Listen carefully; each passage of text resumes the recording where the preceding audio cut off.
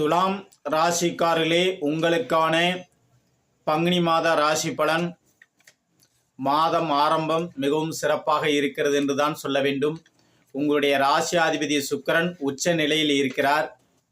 இணைந்திருப்பது யோகாதிபதியும் மற்றும் லாப பாதகாதிபதியும் இணைந்து இருக்கிறார்கள்.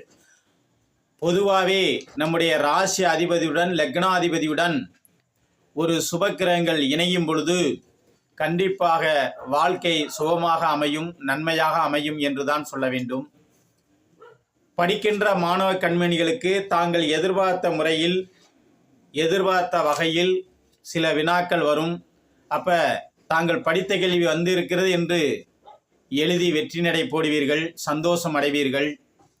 உங்களுடைய நண்பர்களிடத்திலும் உங்களுடைய உற்றார் உறவினர்கள் குடும்பத்திலும் மன மகிழ்ச்சி கொள்வீர்கள். உங்களுடைய ஆசிரியர்களை பார்க்கும்போது மிகவும் சந்தோஷமாக பரிமாறிக்கொள்வீர்கள்.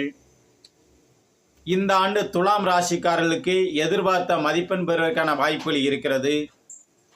இதே தொழில் துறையில் உள்ளவர்களாக இருந்தால் சற்று மந்தமாகத்தான் இருக்கும். இடம் வீடு சம்பந்தப்பட்ட விஷயங்களில் மூக்கு நுழைப்பது நல்லது. கட்டட சார்ந்த விஷயங்களில் செலவுகளை இழுத்து கொண்டாரனால் மிகவும் சிறப்பு. அதே நேரம் உடல் நலனிலும் சற்று அக்கறை செலுத்தி வருவது நல்லது. ஏனென்றால் உங்களுக்கு தேவையில்லா மயக்கம், கிறுகிறுப்பு இதெல்லாம் வருவதற்கான வாய்ப்புகள் இருக்கிறது.